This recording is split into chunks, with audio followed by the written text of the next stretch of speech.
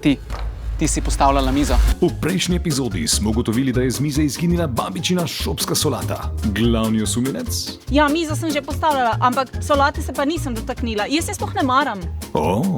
Kaj ni še v prejšnjem delu govorila, da jo ima rada? Kako naj ti sploh verjamem?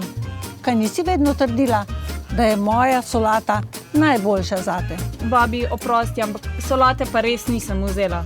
Sploh pa, kaj pa ti veš, a nisi ti ves čas iskal polivke? Ne, jaz pa že ne polivam mesa na žaru. To bi zame bil kriminal. Kaj pa je tole? Mineralna voda? Torej je še nekdo lagal za to mizo. Ok, ne. Tukaj nismo mi zato, da vi mene zdaj obtožujete, a jaz polivam čevapčiče ali ne. Dajte jih najprej probat, pa boste videli, da so najboljši do zdaj. Priznam, jaz sem bil. Ti si ukradel solato. Ja, jaz sem bil. Celo štruco kruha sem v kuhinji pojedel. Jaki? Kaj ne prisega on samo na meso? Mislim, jaz vem, da sem tole skledo solate prinesla na mizo. Razen če čaki, a sem jo pustila na pultu, ker sem je zraven sladoled topil, zdaj pa ne vem. Zares zanimivo. Ta Frišna nam že ves čas laže, da ima rada solato, čeprav je v resnici sploh ne mara. Žarkademik je na skrivaj zalival čevapčiče.